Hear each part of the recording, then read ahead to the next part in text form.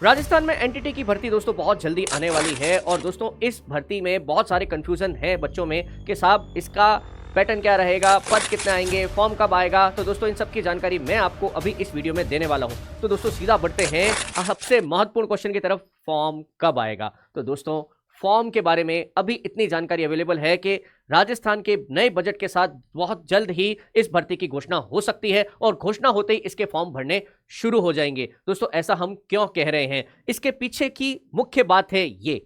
दोस्तों बहुत लंबे समय से राजस्थान में, मतलब पिछले साल से आप मान सकते हैं कि इस तरह के पोस्टर और कई नेताओं के भाषण बहुत वायरल हो रहे हैं और इसके पीछे का कारण भी हमें समझ में आता है। नई एजुकेशन पॉलिसी राजस्थान में लागू हो चुकी है जिसमें हमारे पूरे स्कूल एजुकेशन के पैटर्न को 4 भागों में बांटा है, जिसमें सबसे शुरुआती पैटर्न है प्री एजुकेशन या प्री प्राइमरी एजुकेशन। और प्री प्राइमरी एजुकेशन के लिए अभी भी हमारी गवर्नमेंट के पास, सरकार के पास सरकारी स्कूलों में कोई व्यवस्था नहीं है, इसलिए ये बात कर रहे हैं कि एटलीस्ट 62,000 नई बाल वाटिकाएं खोलेंगे। दोस्तों बाल वाटिकाएं खोलेंगे तो बाल वाटिका में पढ़ाने वाले टीचर्स भी चाहिएंगे, और वो टीचर्स कौन होंगे? दोस्तों वो टीचर होंगे ऐसा व्यक्ति जिसने 12वीं कक्षा पास कर ली है। प्रतिशतता, न्यूनतम प्रतिशतता की कोई आहर्ता नहीं है। आप अगर 12वीं पास हैं और आपके पास अगर एनसीटीई द्वारा मान्यता प्राप्त कोई 2 वर्षीय नर्सिंग का प्रशिक्षण यानी कि एनटीटी अगर आपके पास है तो आप इस भर्ती के लिए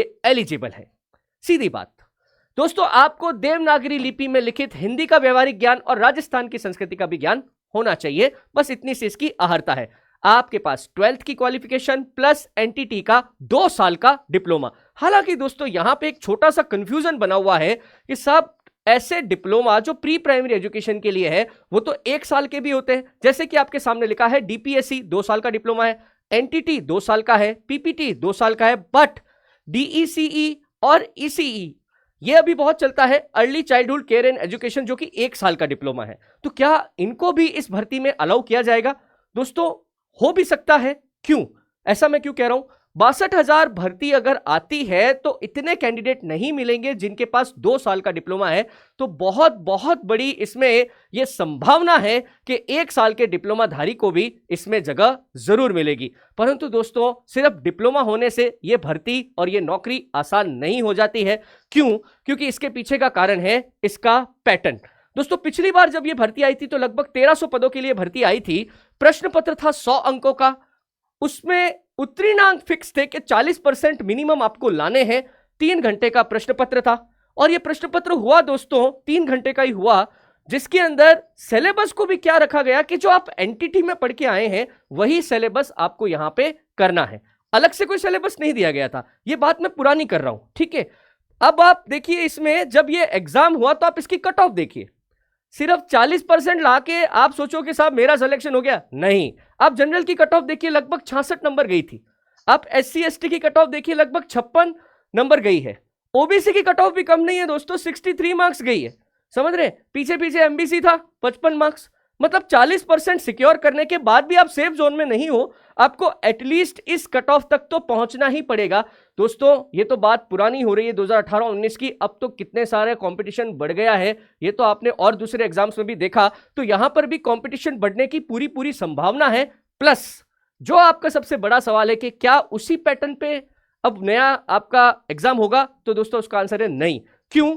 क्योंकि कार्मिक विभाग द्वारा 10 जनवरी 2025 को एक अधिसूचना जारी की गई, जिसके अंतर्गत उन्होंने इसका पैटर्न बताया। पैटर्न में उन्होंने कहा कि अब परीक्षा 300 अंकों की होगी, जिसको आपको करने के लिए 2.5 घंटे का समय मिलेगा। इसमें अब 150 प्रश्न होंगे और नकारात्मक या नेगेटिव मार्किंग सिस्टम भी लागू होगा और हर गलत क्वेश्चन का 1/3 नंबर काटा जाएगा। प्रश्न पत्र के लिए अभी भी न्यूनतम आहर्ता यानी कि मिनिमम क्वालिफिकेशन कितने पर बनी हुई है? 40% पर। हालांकि अगर आप एससी एसटी कम्युनिटी से आते हैं तो वहां पर आपको 5% की एक छूट मिल जाएगी। एक बीच में इसमें और बात ऐड हुई है कि अगर अंग्रेजी माध्यम के जो विद्यालय, जैसे आपने महात्मा गांधी विद्यालय वगैरह आपको पता होगा, अगर उसके लिए आप एग्जाम दे रहे हैं तो माध्यम केवल अंग्रेजी रहेगा।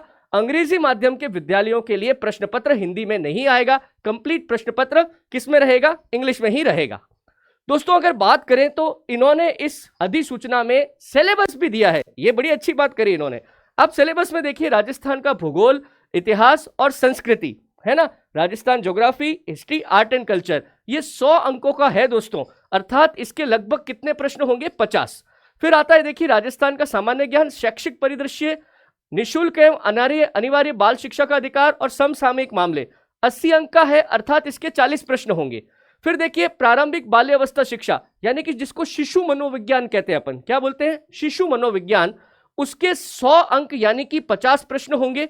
उसके अलावा देखिए शिक्षा मनोविज्ञान, ये शिशु मनोविज्ञान है, ये शिक्षा मनोविज्ञान है, समझ रहे हैं आप? एजुकेशन साइकोलॉजी है, जिसके 5 प्रश्न होंगे। और सूचना प्रौद्योगिकी, जिसमें कंप्यूटर वगैरह इन सब के जैसे सब्जेक्ट्स आते हैं, उसके भी अपने पास 5 प्रश्न होंगे 10 अंक के, अर्थात ये टोटल 150 सवाल कितने नंबर के? 300 नंबर के। तो यही सिलेबस फॉलो करना है। इस बारे में कोई कंफ्यूजन है तो दूर कर लीजिए, क्योंकि ये अधिसूचना जारी हो चुकी है। अब सबसे बड़ा प्रश्न आता है, जो हमारा मोटिवेशन है कि सर वेतन कितना मिलता है? तो दोस्तों नई जो मैट्रिक्स लेवल है उसके आधार पर मैट्रिक्स लेवल 5 का वेतन मिलता है, जो कि पुराना ग्रेड पे सिस्टम जो है 2400 ग्रेड पे के ये बराबर है। अर्थात आपको सैलरी लगभग मिलेगी 28 से 30 हजार के बीच में। इसमें टीएडीए एचआर अलग है। और दोस्तों अगर 8वां वेतन आयोग लागू हो जाता है तो यही सैलरी आपकी एटलीस्ट 45,000 तक पहुंच जाएगी।